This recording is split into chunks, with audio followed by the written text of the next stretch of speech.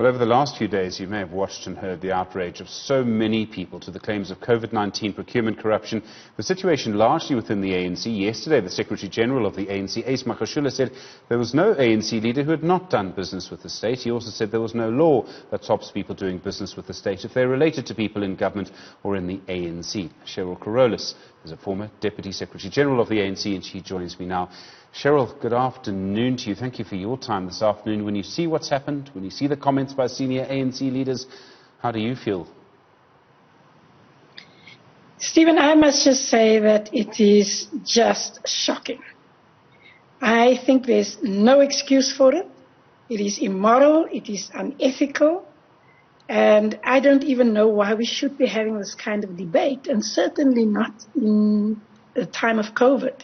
So I'm just outraged. And I think for the Secretary General of the ANC to start even going down that road, how do you not know it is unethical to make money out of COVID? We're going after companies like Diskim, and we're fining them because we're saying you cannot profiteer. Mr. Magashula's son was not in this business of doing PPEs. He went into it purely with a profit motive, and his father encourages him. That is just shameful.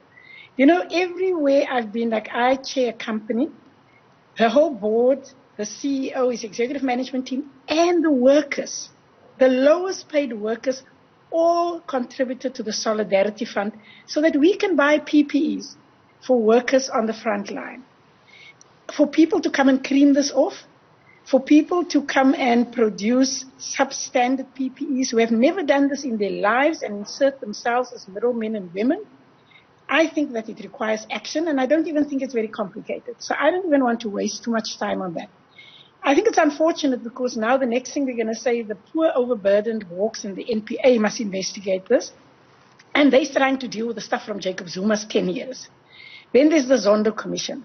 So I hope we're also going to give them more money if we start calling on them to do that. But there's no question that people should be charged. And I think that the question about the law and whether it's unlawful to do or not to do, it's just unethical. I want any leader in a political party, especially in the ruling party, my organization, the ANC, to start justifying how they get over the ethics of letting any family member or anybody close to them profiteer from over the dead bodies of people in our country. It's just not on, Stephen. And I think there's something that's gone very wrong in the moral fabric, but we know that's been going for a long time. But I think it's a good time to put an end to it, very practically. There calls for the ANC to be renewed and reformed, and you talk about it as your movement, and I completely understand why you do. You've given so much to the movement over the years and to the struggle. Do you think it's possible to do that? Because I think there are people now having a serious conversation about whether it is possible to renew the ANC. And I think that people are justified to have those thoughts, but I would say yes. You know, the ANC is actually millions of South Africans. Some are members and some are voters. For generations, people have supported. And those of us must stand up and find voice, such as what I am now.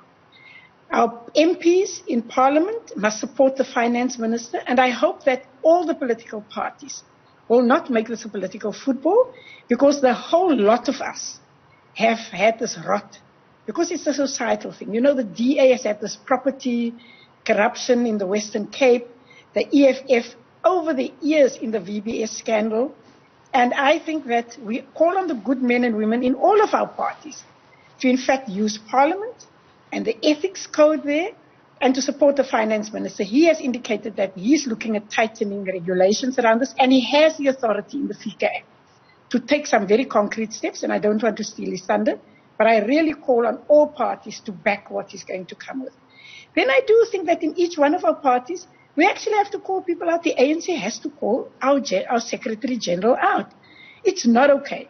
If any of our members in the provincial governments, I listened to Premier Makuru earlier on your channel, and I mean, you can see he's just shocked and appalled that anybody who earns good money could actually have them or their family members benefiting out of the dead bodies of our people and our frontline health workers. It's disgraceful. And that's why I don't even want to come at the law. I think the law must take its course, and we must invoke that. And I say give the hawks more money as well if we want them to do that. But I also do think we must start talking ethics. It's like that National Union of Mine Workers man who lends Malusi Kigaba a car to go and gallivanting with the mistress. Now, I bet you that's not his only car. 3 million rands worth of car, and your job is a trade union official. How come your union doesn't ask you, excuse me, how do you afford this car? And as I say, if Malusi is running around with that car of his, I bet you he's got at least one other car like that. You know, we read stories about people who walk into dealerships in Sandton. So I think there's the law, and all those money laundering acts, all of that must be tightened up, and the full might of the law must be brought down upon them. But I think, as far as Mr. Magashule's argument about the law or not, it's so disgraceful. As I said, the poorest people, there's a domestic worker in the Cape who, after a domestic worker's job, makes pots of soup for people. She's asking, what can she give? Mr. Magashule justifies, what can his children steal and profiteer at this time? I just think that there's something that has to be tackled. So each one of our organizations must tackle this. In the same way that with VBS, we must bring the full might of the law against all of those who are mentioned. ANC, EFF, the whole lot. Mayors, national leaders, party leaders, everybody implicated. It's not a pretty story. COSATU must deal with their people, and I think that we have to start looking at Parliament. And you know, somebody said today, why is the president why is he setting up the interministerial committee? Well, you know what? Sometimes the bad news about having a democracy, sometimes I wish we lived in China where you just round everybody up at sort of sunrise on a Sunday morning in the village square and you just get rid of the whole lot of them. Well, we live in a decent democracy with the rule of law. And so the president cannot tell the investigating authorities who they must investigate. It's unlawful. That's what Jacob Zuma did. And he, in fact, took out a whole lot of people like that. We are saying the president must do what he can do, and that is he must invoke the ethical codes that the members of the House are required to abide by.